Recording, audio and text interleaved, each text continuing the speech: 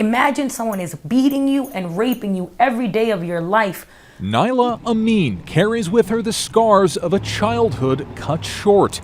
At just 8 years old, she was engaged to a man in his 20s. At 13, taken by her parents from her home in New York to Pakistan and forced to marry. I had to go live with my rapist. I was suicidal.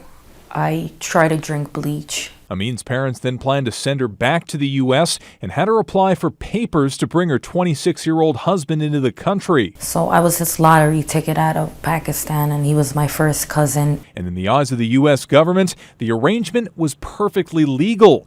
According to new government data obtained by the Associated Press, from 2007 to 2017, nearly 3,000 visa petitions were approved from children wanting to bring their adult spouses into the U.S.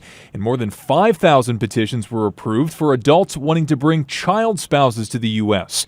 In one case, a 49-year-old man applied for admission for a 15-year-old girl. Now, Congress is taking a closer look at the issue. And so it indicates a problem, it indicates a loophole that we need to close. Senator Ron Johnson heads the Homeland Security Committee, which requested the data from Citizenship and Immigration. It's really U.S. government policy to try and prevent child marriages and forced marriages. It's easier said than done, though.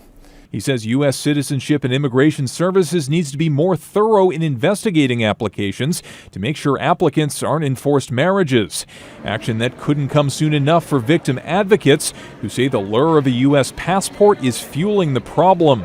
The U.S. government is not only complicit, the U.S. government is encouraging child marriage. Freddie Reese heads Unchained at Last, a nonprofit that helps victims of forced and child marriages. She was herself married against her will. She says there should be a minimum age of 18 for both parties for a spousal visa petition to be processed.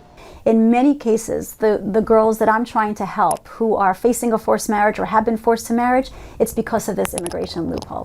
USCIS failed me when that officer, immigration officer, Homeland, whoever was going through that paperwork, why didn't they see 14 years old, 28 years old? That makes no sense. Amin was able to break the marriage and has since reconciled with her parents, but the ordeal has left a lasting impact.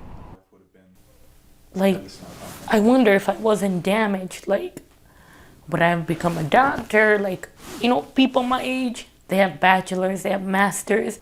I know my potential could have been so much more, but they ruined my life. Robert Bumstead, Associated Press.